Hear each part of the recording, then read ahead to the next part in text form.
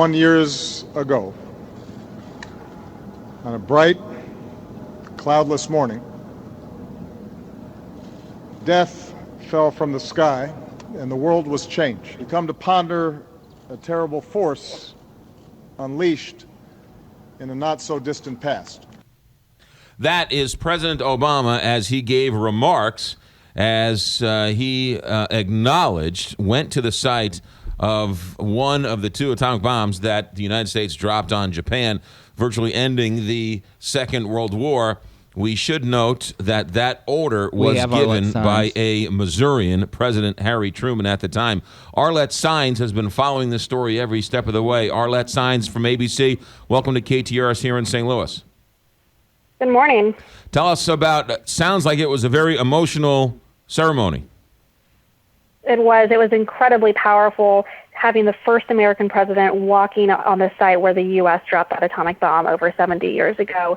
This is a big moment, not just for the U.S., but also for the Japanese people. The president speaking very powerfully and emotionally as he talked about that bomb that was dropped here, as well as calling for a moral awakening for the world to focus on ridding itself of nuclear weapons. One of the things the administration was very careful to point out is that this trip, President Obama is not apologizing for what happened, but from what I understand in his remarks, not only did he not apologize, but he blamed Japan for World War II? Well, the president was trying to be very diplomatic in his speech and was really trying to remind people of what happened here and having them refocus on this event and use it as a lesson to prevent something like this from happening again. Yeah. Also, not everybody is happy with this. It sounds like many of the Asian countries aren't very happy with this trip to Hiroshima.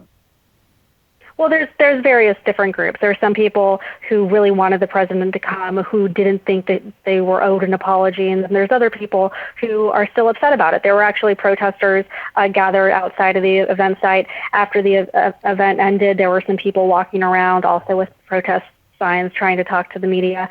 This is obviously a very just touchy issue, and it also has a lot of wounds that aren't completely healed yet. But that's what the president's trying to do with his trip, and the White House continues to insist that the partnership and alliance between the U.S. and Japan and other Asian countries it could not be stronger. Give us a sense of what the town of Hiroshima is like today.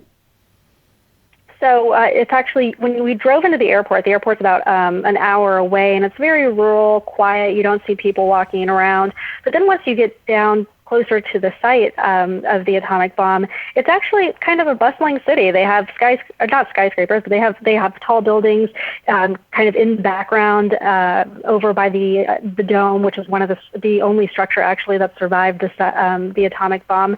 And there are a lot of people walking around, restaurants. It really, they have a streetcar running through the middle of the roads. It's a very beautiful city. Just to think that 70 years ago it was completely decimated. Yeah, are there any remnants, any signs of an atomic bomb explosion from 70 years ago? No, there's nothing physically that you're really seeing other than that one site.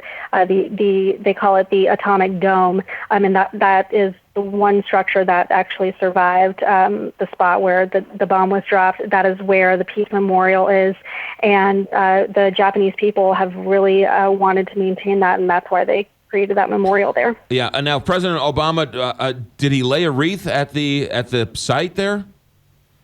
So the president did lay a wreath at the site. He also was accompanied by Japanese Prime Minister Abe when he was laying that wreath, and he wrote in the guest book, and one of the things that he wrote in the guest book is that we need to continue to work to rid the world of nuclear weapons. So that was a really big message that he wanted to relay, saying that it's time for a moral awakening to ensure that this doesn't happen again. From what I understand, there's also a museum which has quite a number of artifacts of the day. Did President Obama get a chance to go into the museum at all? No, the president didn't stop by the museum. He actually went and talked to troops beforehand, he went to an air station here, and then he met with Prime Minister Abe for a few moments, and then walked outside. Yeah. The people of Hiroshima, as the motorcade went down the streets, were there people lining the streets waving? What was the reaction of the people there? Well, I know I wasn't out there when the motorcade was driving down. I haven't seen the images yet, but when we pulled up, there were hundreds of people gathered outside of the Peace Memorial. So I imagine that when the president was driving in, there were people there waiting to see him. That's kind of how it's been this entire trip. People in both Japan and Vietnam fascinated to see the president. Arlette Saenz is with President Obama as he laid a wreath at the memorial of Hiroshima. Arlette Saenz, thank you very much for your time. Thank you. Bye. 655, Big 550, KTRS. So the people of Hiroshima are lining the streets, waving the President of the United States. Who would have thought that?